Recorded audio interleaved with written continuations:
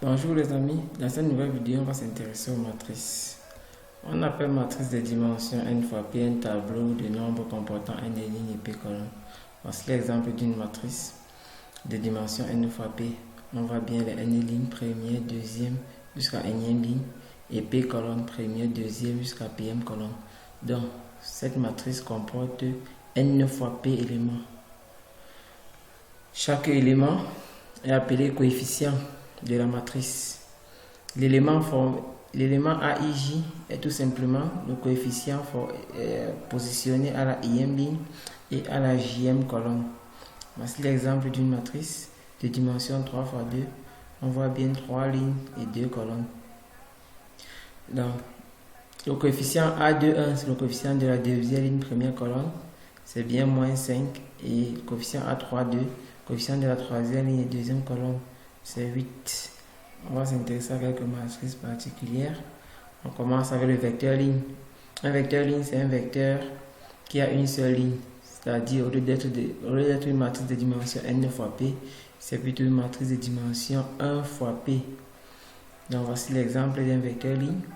C'est une matrice de dimension 1 fois 3. On voit bien il y a une seule ligne et 3 colonnes. Un vecteur colonne, c'est une matrice qui a une seule colonne, c'est-à-dire de dimension n fois 1. Donc, voici un exemple. Ça, c'est un vecteur colonne ou alors une matrice de dimension 3 fois 1. Une matrice carrée, donc c'est la matrice la plus importante parce que c'est avec elle qu'on va travailler. C'est tout simplement une matrice qui a autant de lignes que de colonnes. Ici, on a utilisé une matrice de dimension n fois n ou alors d'ordre n.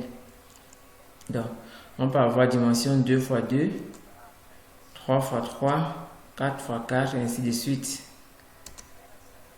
Une matrice diagonale, c'est une matrice dont tous les éléments sont nuls excepté les éléments de la diagonale. Donc, voici une matrice diagonale. On voit bien les éléments qui sont nuls partout, sauf les éléments de la diagonale. Et une matrice identité, c'est une matrice diagonale dont les éléments de la diagonale sont égaux à 1. Donc voilà, identité. I, ça veut dire identité. 3, c'est parce que c'est l'ordre 3. Et une matrice nulle, c'est une matrice dont tous les éléments sont égaux à 0. Donc, l'égalité entre deux matrices. Deux matrices sont égales si et seulement si deux conditions sont respectées. Même dimension et les coefficients situés à la même place sont égaux. Donc, autrement dit, si on a deux matrices A et B, les deux matrices sont égales si et seulement s'ils ont la même dimension et si les coefficients sont égaux. Voici un exemple.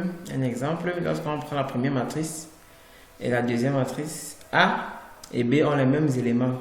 Mais cependant, A est une matrice de dimension 3 fois 2, alors que B est une matrice de dimension 2 fois 3. Donc les deux matrices ne sont pas égales parce qu'elles n'ont pas les mêmes dimensions.